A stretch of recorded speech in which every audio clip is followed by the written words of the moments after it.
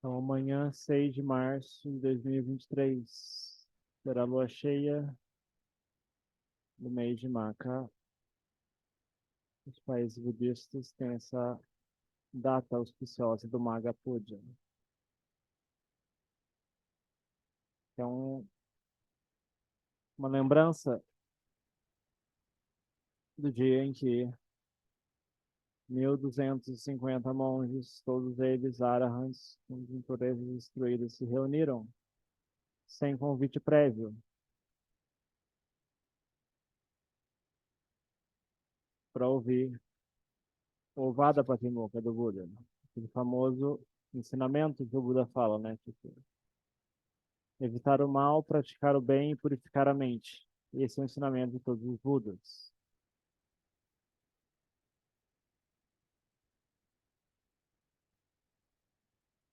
Foi dado nessa ocasião. Os monges já eram arahants, todos eles. Não tinha nada mais a ser ensinado a eles. O Buda deu esse ensinamento resumido. A versão resumida do Dhamma.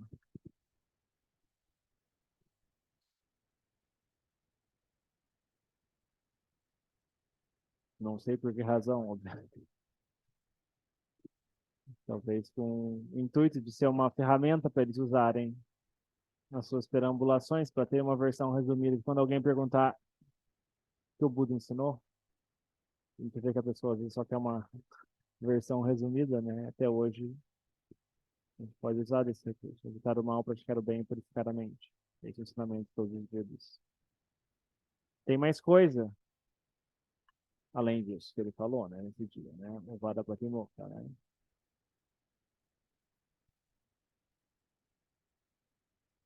Inclusive, Kanti Paramantapotipika. Kanti é um dos 10 paramis. Resiliência, capacidade de aguentar, suportar a dificuldade. Resiliência. Alguns traduzem como paciência, né? Paciência é uma coisa muito passiva, né? Tipo, ah lá, tô no médico lá, eu tô pacientemente esperando ser atendido. Resiliência é outro nível. Paciência, tipo, ó, dá a ideia que você tem que ser paciente pela iluminação. Vou ficar esperando aqui, né? Vamos ver se a iluminação. Agora, resiliência é você estar num dia de sol quente, chuva, vento, tempestade, neve, você tem que ir no pin da pata. Isso é resiliência. É isso que o Buda fala quando ele está falando de Kanti Parami, né? Tipo, isso é Kanti, né? Não é paciência, né? Ah, não, vou esperar o próximo carro com ar-condicionado para ir no fim da pata, né? Tipo, não, não é por aí. Resiliência é essa coisa de você ter essa casca, desenvolver essa casca grossa, de aguentar palavras duras, sensações duras e difíceis. Aguentar a mente criando seus incêndios mentais e continuar praticando. E pessoas que vêm para o Dhamma e pulam fora depois de 2 sessões de meditações frustradas é um sintoma de falta de Kanti para mim. Ou aquela pessoa que se ofende fácil com qualquer coisa que a gente fala, não tem Kanti para mim. Ela se afeta muito pelo que os outros falam. Leva muito no pessoal. Em vez de pegar isso como tipo, ah, isso é um cutucão nas quelezas. Eu tenho que abandonar essas quelezas. A verdadeira causa do sofrimento são as quelezas, não o que a pessoa falou para mim. A pessoa tem metade, falar isso, me dá esse alerta, né? Tá apontando para esse tesouro que é abandonar essas quelezas.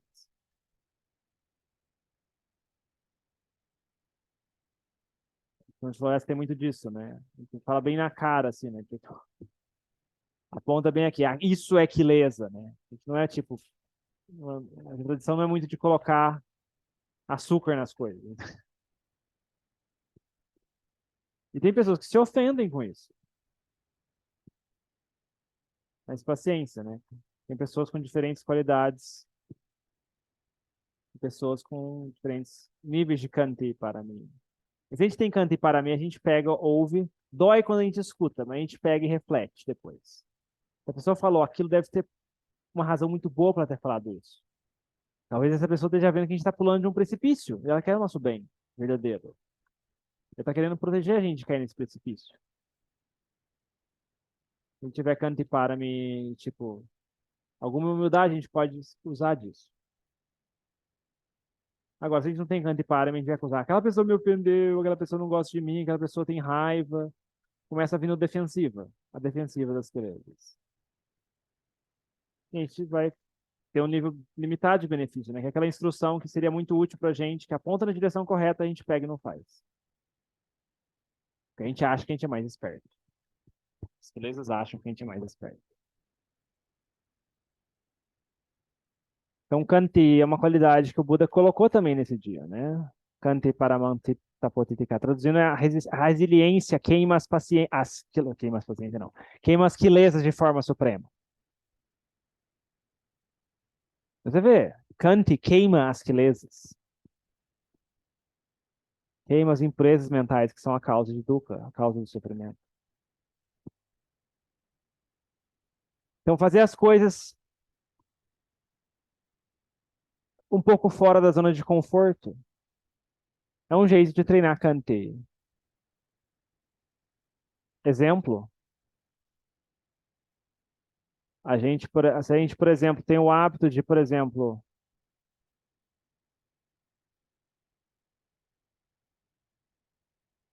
fazer as coisas do jeito mais fácil e conveniente, a gente torna a nossa vida um pouquinho mais difícil para forçar Kanti a surgir na mente.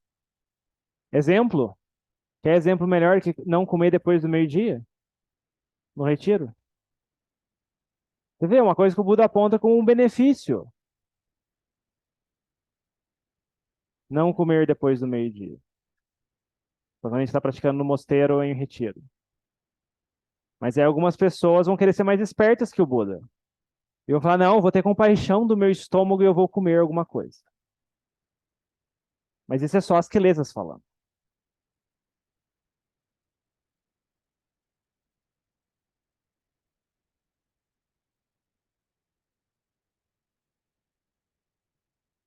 Isso leva ao quê? A comodidade.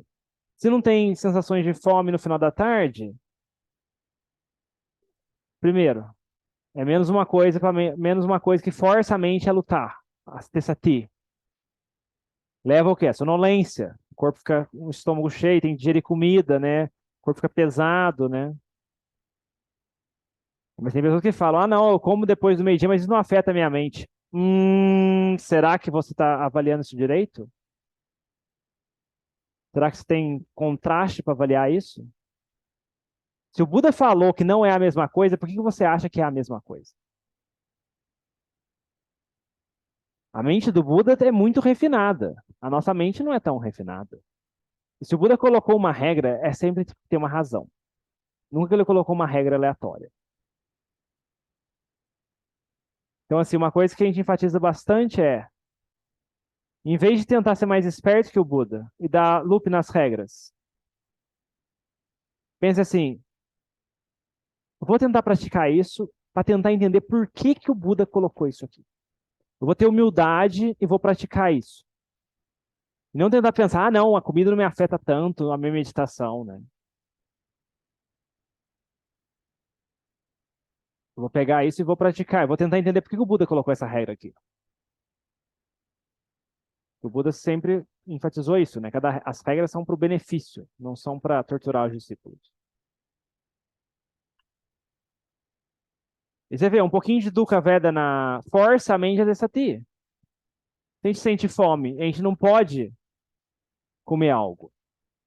Isso é o quê? Frustração. E se a gente tem frustração, o que que a gente tem que fazer? Putô, putô, putô, itipsô. Isso força a mente a ter um objeto de meditação. A lutar contra as sensações, a lutar contra as memórias, a lutar contra os pensamentos. A abrir mão dos pensamentos, abrir mão das sensações, abrir mão das memórias. Agora, se o corpo está confortável, a gente não sente nenhuma necessidade física, Então tá tudo confortável, a gente sente que não precisa praticar. E a gente vai lá e dorme a tarde inteira no retiro. Ah, mas estou sofrendo, logo eu não preciso praticar. Vou deitar que vou dormir. Isso nada mais, é outra versão das quilesas, né? Então vê como as coisas estão interligadas, né? Como as coisas estão.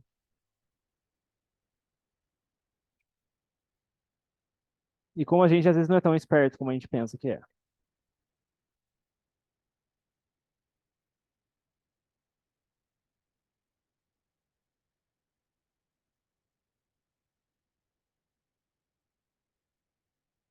Então, Kanti é uma coisa que ajuda. Você vê, tornar as coisas mais difíceis, né? Por exemplo, os monges têm que ir no Pindapata, no sol, na chuva, no vento, dia de segunda a segunda. Sol, chuva. Eu lembro quando eu era monge, né? Tipo, às vezes, tipo, na estação das chuvas era terrível ir no Pindapata, né? Porque você voltava com o seu manto encharcado, né? E você tinha que continuar vestindo aquele manto. Só era o único manto que você tinha. Você colocava para secar lá, mas não secava, né? Você tinha que vestir aquele manto molhado, comer com o manto molhado.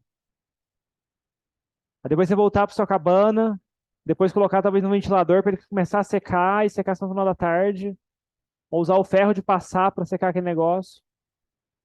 E você vê, ter só um manto é uma coisa que força você a ter canto e párame, porque você tem que aguentar. Às vezes o manto vai estar sujo, às vezes o manto vai estar molhado, e você não vai ter saída a não ser lutar contra aquelas sensações. Então, vida monástica é muito sobre isso, né?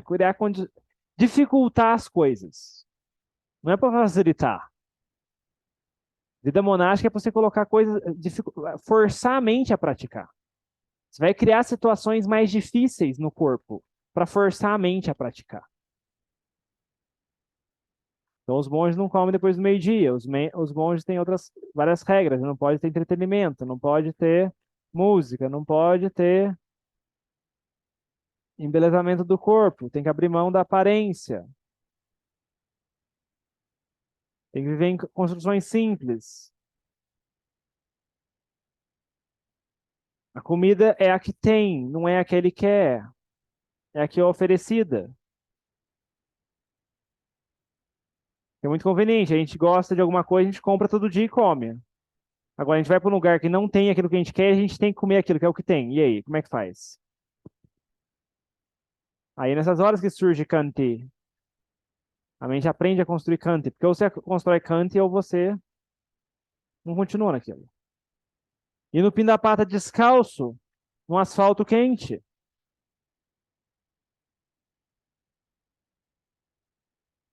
ou então num caminho cheio de pedregulho. A gente tinha que andar em Pindapata que era caminho de brita, aquelas pedrinhas pontudas, machuca. Ou você faz putô, ou você sai gritando no Pindapata, né? Porque, tipo, a dor é intensa no começo.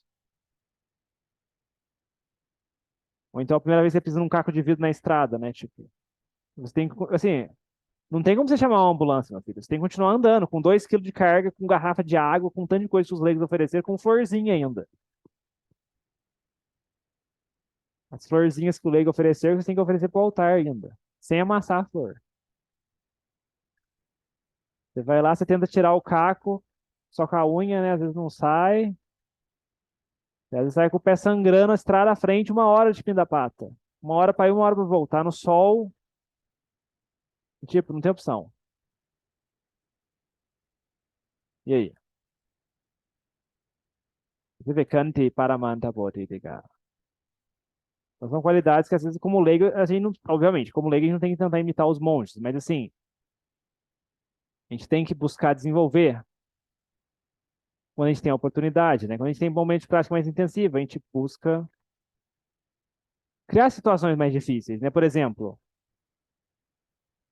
eu estou muito cansado hoje eu não vou fazer os cânticos. Ah, agora que eu vou fazer cante para-me, né? Eu vou fazer os cânticos, seja querendo ou não querendo. Seja cansado ou não cansado. Eu vou fazer os cânticos e que se lasque amanhã. Isso é cante para-me. Você vê, isso vai contra seguir os desejos, isso vai contra a conveniência, isso vai contra o conforto.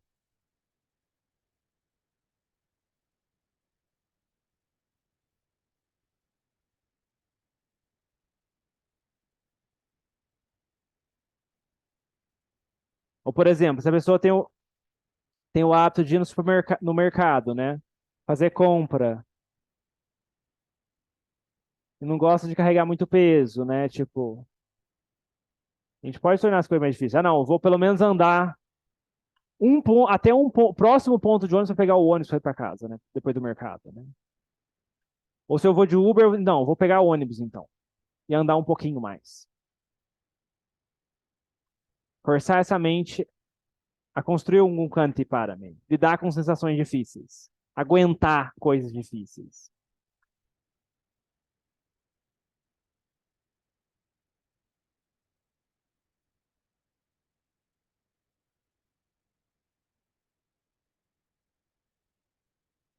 A gente está meditando e a gente sente que, tipo, ah, não, vou parar de meditar que tá com muita dor na perna. Não, vou ficar mais 5 minutos, pelo menos. Isso é construir canto e para mim.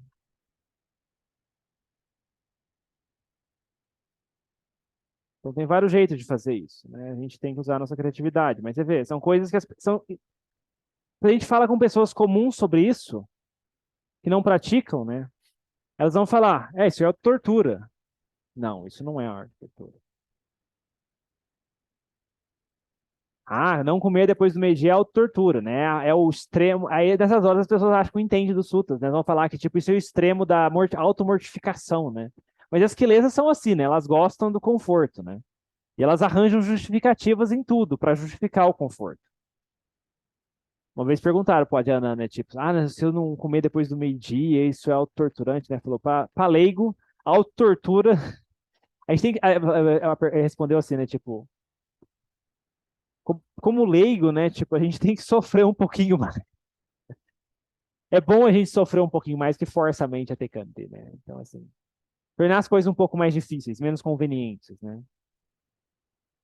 Se a gente sente fome, a gente fala, não, daqui 10 minutos eu como. Se a gente sente calor, a gente está agoniado com a pele melada, a gente fala, não, eu vou praticar 10 minutos, depois eu tomo banho. Pelo menos isso. Tem que aprender a lidar com essas coisas, né? Construir cante, né? Separar a mente do corpo, né? Quanto mais a gente faz isso, mais, você vê, o Buda fala, queima as quilesas de forma suprema. Quer dizer, evitar o mal, praticar o bem e purificar a mente. Tá leve ainda, né? Agora, a resiliência queima as quilesas de forma suprema, né? Essa é uma instrução bem poderosa, que a gente pode usar também, mesmo sendo leigo. A gente pode tornar as coisas um pouquinho mais difíceis, né? Exemplo, se a gente acorda um pouquinho mais tarde, a gente pensa, não, não vou no grupo de domingo hoje não. A gente fala, não, hoje eu vou e ponto final, né? Não tô nem aí se eu tô sentindo bem, se eu tô cansado, se eu vou ter sonolência, se eu não vou ter sonolência, eu vou. Isso é Kant, né? Também. Tem a de Tana e tem Kant misturado aí. Mas isso vai, você vê, as quilesas vão na direção do uma que é mais conveniente, do que é mais confortável, tipo, encostar no sofá, na hidromassagem, né? Tipo, agora Kant vai na direção contrária, né? Forçar essa mente a ficar com Butô, forçar essa mente a ficar com Itipiçô e aguentar e lidar com as coisas, né? Então, assim, a gente tem que praticar isso leva a benefícios, né? Obviamente não precisa praticar no nível dos monges, né? Mas aí, praticar isso no nível que a gente puder vai ter benefício, né? Então, assim, é algo que a gente pode adicionar na nossa prática, né? Buscar formas de implementar isso.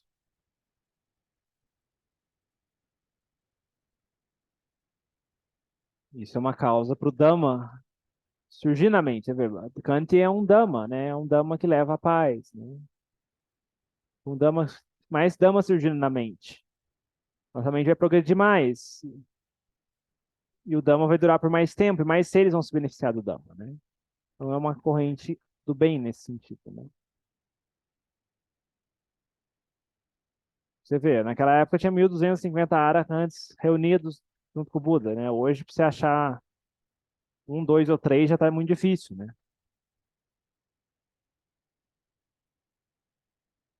Pelo que os Kurubadianos da Tailândia falam, não tem muitos assim, né?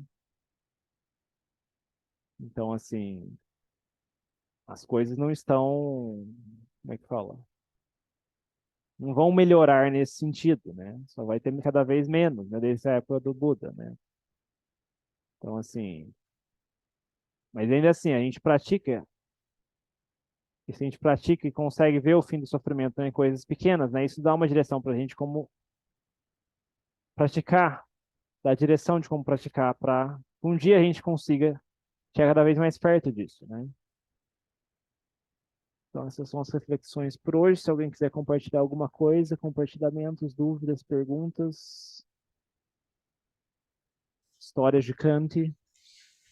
Ah, foi bom.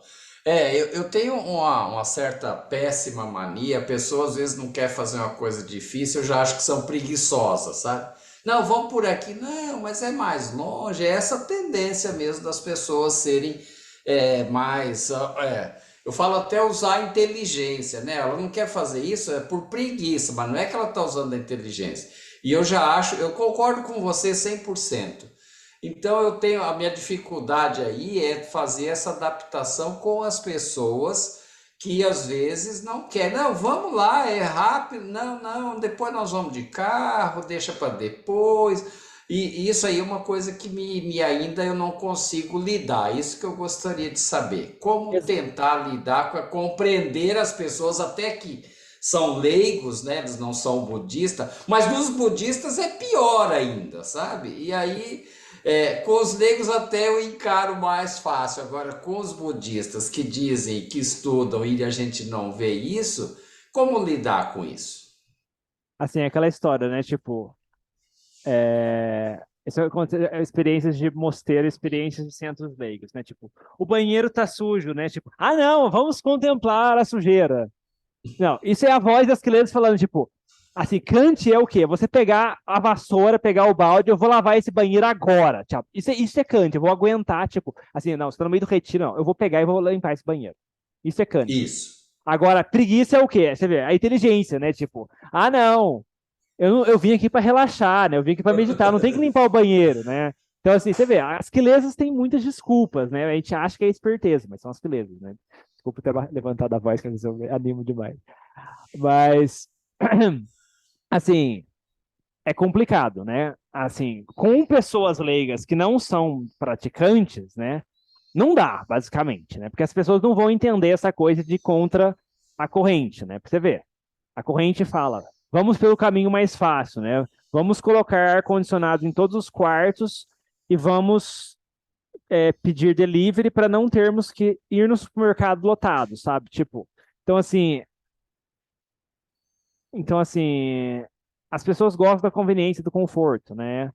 Então, assim, é meio complicado e a gente, como praticante, a gente tem que simplesmente entender que, tipo, as pessoas não vão entender o que a gente está fazendo e não tem que falar muito disso, né?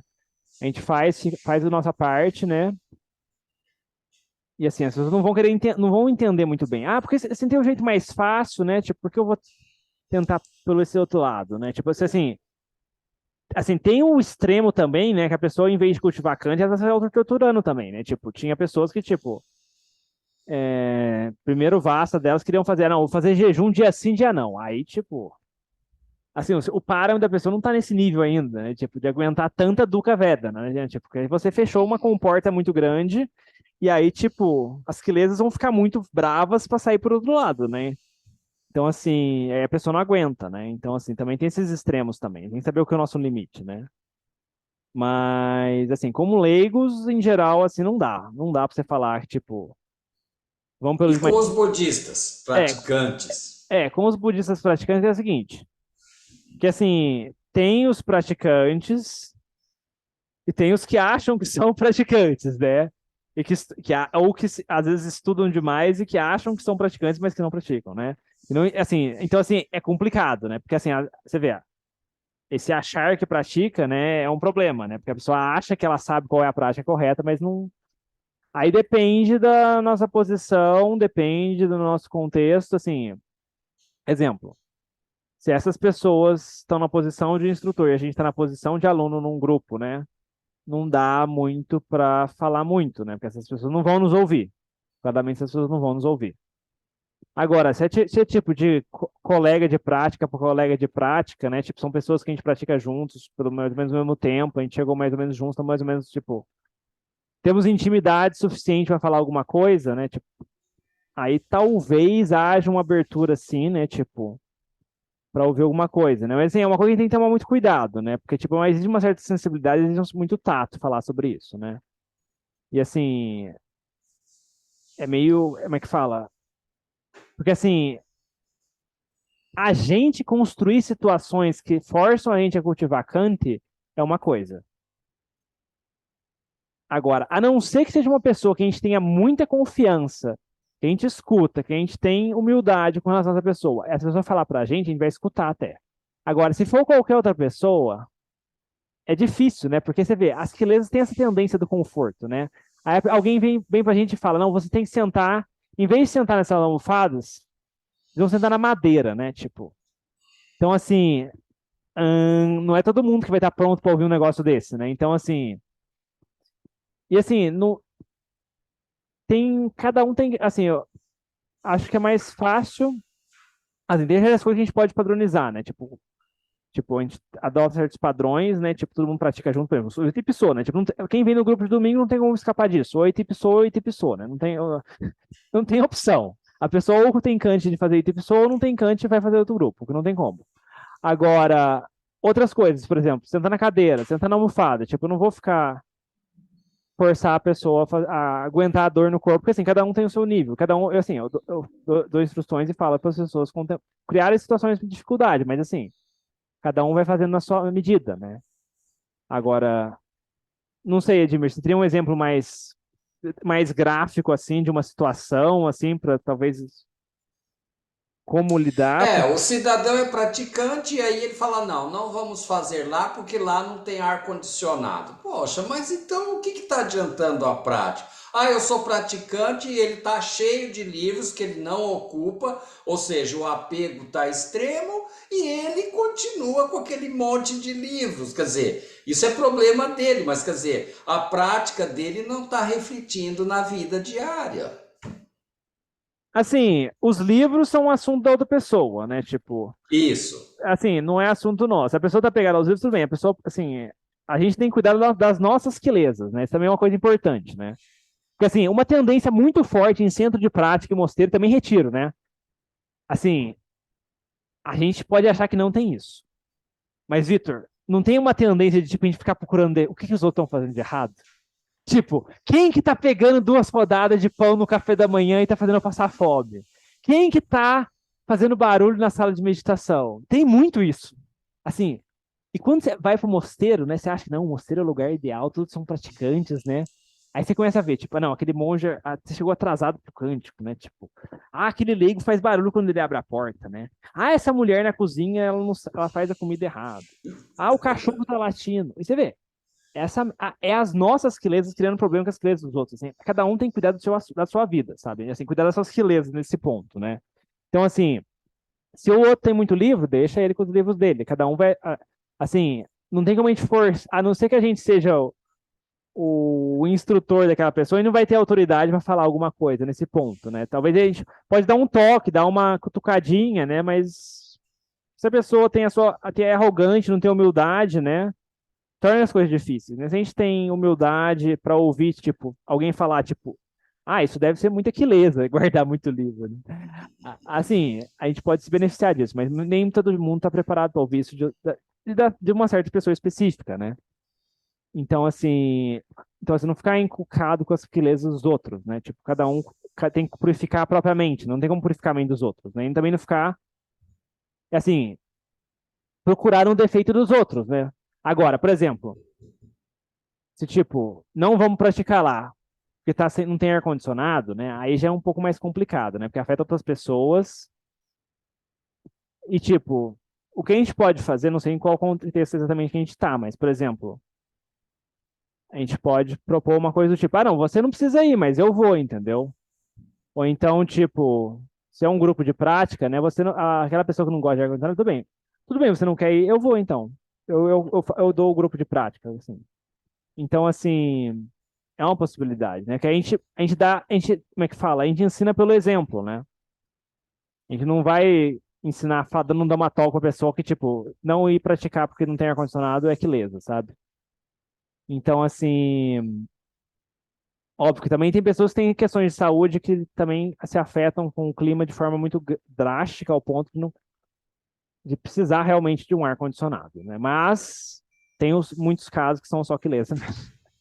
Então, assim, a gente pode fazer a nossa sugestão, né? Se a gente está num negócio mais ou menos democrático, em que a maioria decide as coisas, né? A gente pode dar uma sugestão. Ah, não, eu acho que, tipo, o ar-condicionado não é tão necessário, a gente pode praticar lá, né? Se for necessário uma pessoa, eu me voluntario de tocar o grupo, né? Uma coisa assim.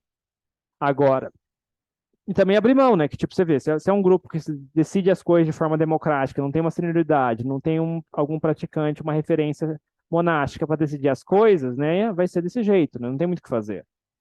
Os leigos decidindo as coisas vão seguir as quelezas dos leigos, né? Se tiver um monge, pelo menos, no grupo, ajuda a dar uma reforçada. Uma equilibrada na É, coisa. então, assim, talvez se tiver impasses, assim, é bom colocar, tipo, impasses, assim, entre monges, o que a gente faz? A gente arranja um monge sênior para decidir. Por exemplo, se tem uma impasse entre você e um monge um pouco mais, mesmo nível, assim, você fala assim, você conversa com o monge sênior e chama ele para conversar com os dois, sabe? Então, assim, o que você pode fazer? Ah, eu vou perguntar para o Adjamudito o que ele acha disso. E aí, tipo, se o Adjamudito falar alguma coisa, a pessoa vai, assim, o Adjamudito, você acha que é necessário o local ter ar-condicionado? Você acha assim que é essencial? Aí o Adjamudito falar que, tipo, não é. Aí você fala, ah, o Adjamudito falou que não é essencial. Aí a pessoa vai pensar duas vezes antes de falar para alguma coisa para você, né? Então, assim, você usa a senioridade de forma hábil, né? Então, assim, uma coisa que ajuda a resolver problema como leigo, né? Então, assim, você falar assim, ah, não, vou perguntar a opinião do Adjamudito. Vamos perguntar a opinião do Adjamudito sobre esse ponto, né? Tem algum entrepasso entre leigos, né? Então, assim, ou de outro monge, né? Então, assim, é uma coisa que pode ajudar também, né? Porque, assim, você não tem essa hierarquia, não tem muita hierarquia entre leigo, né? Então, assim, é meio complicado de resolver esses impasses, né? Uma coisa que pode ser feita, talvez. Mas, assim, tomar muito cuidado com essa tendência de ficar procurando defeito nos outros, de ficar procurando clareza nos outros, tipo, ah, não, ele tem muito livro, isso é clareza. Também porque, assim, essa mente que julga às vezes é distorcida, né? Porque, por exemplo, as pessoas vão para Marpjan, por exemplo, e o Ajahn Anan, tipo, tem vários problemas sérios de saúde que ele desenvolveu ao longo do tempo, né? E, por exemplo, ele não consegue dar conta de subir o morro do mosteiro, então tem um carrinho de golfe que leva ele para cima e para baixo. Aí acontece, muito ocidental vai lá, com essas mesmas quiletas que ficam procurando defeito, e vão falar: não, o Ajanan não deve ser tão iluminado assim, porque ele fica andando de carrinho de golfe para cima e para baixo, que os monges levam de carrinho de golfe para cima e para baixo. Então, assim, você vê, é a mente julgando, mas será que a gente tem condições de avaliar isso, né? O quanto que é, se é preguiça, se não é preguiça? Isso não é assunto nosso, isso é assunto do Ajanan, né? Tipo, muito tempo ele andou, que subiu aquele morro sozinho também, né? Tipo, o carrinho de gol veio muito depois. Então, assim, Compreendi, compreendi. se Eu a acho gente que é bom isso. Então, assim, a mente que procura defeitos é uma coisa de tomar muito cuidado, que é assim, você vai pro mosteiro perfeito e você começa a achar defeito no mosteiro perfeito, né? Tipo, ah, não, aqui a comida é muito boa, aqui é muito luxuoso. Ah, aqui tem eletricidade, no Aspanachá não tem eletricidade. Então tem que praticar lá, né? Então, assim, vira uma coisa assim, ah, mosteiro que tem eletricidade é aquileza, né? Então, assim, será mesmo? Mosteiro do Ntamarabu não tinha eletricidade, mosteiro do Adiana tem eletricidade, mas os dois são altamente qualificados, né? Então, assim, será que isso em si é aquileza? Então, assim, não ficar procurando muito. A gente cuida das nossas belezas e, tipo, faz a nossa prática. O que os outros estão fazendo é problema deles, né? Tipo, como diria, nas tradições lá tem muito isso, né? Você tem que fechar um olho porque os outros estão fazendo. Né? Fecha os olhos porque os outros estão fazendo. Deixa quem é, tipo, alguém que é mais sênior cuidar disso, né? Alguém que é mais sênior vai. Se for muito gritante, a pessoa vai falar isso em algum momento. Mas cada um cuida das suas belezas, né? Alguém mais quer compartilhar Obrigado. coisa? Compartilhar alguma coisa? Perguntas, dúvidas? Bom dia. Só agradecer aos colegas aí por proporcionar essa prática para nós, agradecer o Edmir, né, por dar o suporte para a nossa prática. E eu achei interessante o que foi colocado aqui. Hoje, na meditação, senti dores no corpo, no joelho, perna. Terminei de meditar, senti até uma dor no ombro. Realmente, o corpo incomoda bastante. É um grande desafio superar, né, essas limitações do nosso próprio si, sabe? E acaba sendo que a gente tem que exercer esse esforço hábil, né, de superar essas limitações nossas, tanto do corpo quanto da mente, né? Só isso que eu queria colocar e gratidão mesmo. Então, assim, a coisa do corpo tem uma parte que a dor tem o seu fundo de verdade, né? Porque assim, a dor também tem dores que são causadas que assim, se não forem olhadas, né, levam a problemas crônicos. Exemplo, tem muito monge que desenvolveu problemas crônicos no joelho ao ponto de não conseguir sentar e depender de, sei lá, cadeira de roda por causa de brincadeira de ignorar a dor no joelho, né? Então, assim, tem que saber o seu limite também, né? Tipo, aí não precisa sentar em lótus completo, a gente pode usar uma almofada, a gente pode sentar numa cadeira com a coluna ereta, né? Agora, a gente pode fazer alongamento, se a gente não tem muita flexibilidade. A gente pode fazer yoga, pra cultivar um pouco mais de flexibilidade para o corpo não ficar tão dolorido, né? Tem alguns alongamentos que ajudam na postura da prática de meditação, né? Então, assim, são coisas que a gente deve também, como é que fala? São úteis de fazer, porque acontece. Se tiver muita Dukkha Veda, né, a nossa mente não for muito forte, a gente vai ceder. Agora, se tiver um nível de Dukkha Vedana um pouquinho mais leve, porque a gente fez alongamento, a nossa mente consegue ganhar daquilo. Então você vê, o nível de Dukkha Vedana que cada um aguenta, né, de sensações dolorosas, né, que a mente é capaz de aguentar e que aquilo vai ser a medida certa para a pessoa ter paz mental, né, é muito relativo, varia de pessoa para pessoa, né. Por exemplo, o Ajahn Chah foi no dentista e falou, arranca todos os dentes sem anestesia. Isso é um nível. É um nível de resiliência, né? Agora, quem de nós que pode aguenta tirar um dente sem anestesia? Então, assim, se a gente for usar a régua do Ajahn Chah para medir a gente... E, tipo, ele sentar pacífico sem mexer na cadeira, sabe? Então, assim, a gente não vai conseguir fazer isso, né? Então, assim, se o nosso limiar de dor é X, a gente também faz algumas medidas físicas, né, para aliviar esse limiar de dor, né? Faz alongamento, faz yoga. E senta uma postura, colocar mais almofada, né? E assim, se doer demais, a gente pode trocar a postura, né? Assim, uma forma de praticar é essa prática de tipo, não, eu vou sentar pelo tempo todo sem me mexer. É uma forma de prática. É uma ditana, né? É uma forma de cante também. Força você ter cante para mim, de aguentar. Mas tem pessoas que não aguentam esse nível de dor, né? E aí acontece. A pessoa para de meditar, para de praticar, porque é muita dor para ela, e ela vai fazer outra coisa, em vez de praticar o Dhamma. Então, assim, aí acaba sendo tipo um remédio amargo demais que mata o paciente, né? Então, assim, nesse caso, uma flexibilizada ajuda, né? Tipo, a gente já falava, tipo, ficar parado, sentado várias horas, quem faz isso é galinha. Se você assim, se ficar parado, sentado por muitas horas, iluminasse alguém, as galinhas estavam todas iluminadas. Então, assim, aí não é galinha. Nosso corpo não foi feito para ficar sentado, não é asiático, fica sentado no chão de pedra, sem mexer por várias horas. Que nem a senhorinha da Tailândia de 88 anos que senta em meditação no Vesak lá, senta às 10, sai às 4 da manhã, nem mexeu. É uma pedra, nem balança a cabeça. Nem vai no banheiro. A gente não é assim. Nosso corpo é ocidental, com condições ocidentais e, tipo, não foi criado para sentar no chão. Então, assim, a gente usa meditação andando. A gente usa... A gente não pode ajustar a postura, troca a perna.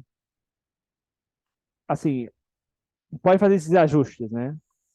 E se tem muita dor, faz meditação andando.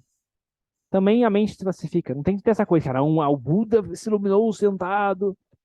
Tem muito Krupajan que se iluminou com meditação andando, né? Então não ficar, como é que fala? Preso nessas ideias bobas aí que limitam a gente, né? Eu tenho que usar a respiração, eu tenho que fazer meditação sentada, que a meditação sentada que é certa, a meditação andando errada. Então, assim, não ficar preso nessas coisas. Fazer e testar e experimentar, né? E assim, você vê, limiares diferentes, né? Tá além da conta ao ponto que a mente não consegue ficar com o botão, não consegue ficar com a respiração, por que eu vou continuar sentado? Vai andar, vai andar um pouquinho, pelo menos uns 5 minutos depois senta de novo. Troca a perna, muda a postura. E a mente às vezes consegue pacificar. E depois, a próxima vez que a dor surgir, a mente vai ter condições de lidar com aquilo. Porque se a gente experiencia dor demais, esse é um problema dos retiros de pessoas que fizeram, que a gente vê algumas tradições que enfatizam muito esse negócio de sentar no chão por várias horas, né? E só incentivam a prática sentada, né? Muita gente espana no sentido de que, tipo, não quero mais meditar porque eu sinto muita dor. Que nem todo mundo vai ter cante de aguentar a dor física, né? Então, assim, nesse ponto, o jeito que o Ajahn Chah ensina é mais flexível, né? Tipo, se tá muito desconfortável, a gente pode trocar a postura, obviamente. Mais para frente, com a nossa meditação mais desenvolvida, a gente deve também buscar cultivar Kwanti Parami, né? De tipo, não, tô com vontade de mudar, vou aguentar mais pelo menos 5 minutos nessa postura, né? Então a gente pode fazer um meio termo, né? Começou a doer demais, não, pelo menos 5 minutos eu vou aguentar mais e depois eu mudo de postura. Isso já é um meio termo, né? Que ajuda a mente a achar o caminho de equilíbrio, né? Você vê, não tem receita de bolo para todo mundo, né? O limiar de dor de cada um é diferente, né? E a gente tem que lidar com isso, né? E assim, a respiração é meio fraca para lidar com a dor, né? Talvez o Itipissou, o Putô rápido seja mais eficiente, né? Porque dor a gente se identifica, o meu corpo está doendo, o meu corpo está doendo, eu vou morrer se não fizer nada. Vem ideias muito fortes, né? Então, assim, é uma coisa que a gente tem que tomar cuidado, né? Que a gente não quer... A mente tem que ter paz, né? Assim, a paz é o que vai puxar a mente pro Dhamma cada vez mais. Agora, se a gente só experiencia a dor física e essa dor física continua depois da meditação, né, isso não vai atrair a mente para o Dhamma, vai só repelir a mente do Dhamma. Então, assim, a paz, essa felicidade mental que vem da prática, né, isso é importante. Essa satisfação da mente, a mente cheia, contente da prática. Então, isso é algo que a gente deve olhar, porque se a gente sente muita dor física ao ponto de, tipo, não tá cobrindo essa paz, essa satisfação, né, isso vai repelir a nossa mente do Dhamma. Então, no longo termo, é danoso. Você vê, é um equilíbrio muito delicado, né? Você vê, o que uma pessoa, um instrutor fala para uma pessoa não se aplica a outra. Por isso que tem que ter essa customização, né? Não tem como dar instrução generalizada, né? Tipo, um tá caindo para a esquerda, outro tá caindo para a direita. O que tá caindo para a direita, você fala, vira para a esquerda. O que tá caindo para a esquerda, você fala, vira para a direita. Aí os discípulos vão conversar entre eles e falam, ah, mas o instrutor falou para virar para a direita, o instrutor falou para virar para a esquerda. Então o instrutor é maluco. Não, você, a pessoa que tá caindo para o lado diferente. Aí a gente cria problema com tudo, né? Mas a gente vai praticando e as coisas vão ficando mais claras, né? Não sei se isso ajuda. Então é isso, Não, pessoal. Oi, desculpa. ajudou sim, gratidão. Então é isso, pessoal. Já entortei demais o tempo, meia hora além da conta. O pessoal deve estar me matando para abrir o portão lá. Então é isso. Semana que vem temos normal novamente. Boa prática, boa semana a todos. E amanhã, se deve, não sei se o Adriano vai fazer alguma coisa, mas se tiver, vai ser à noite, né? Consultem nos Slack do Sudavari.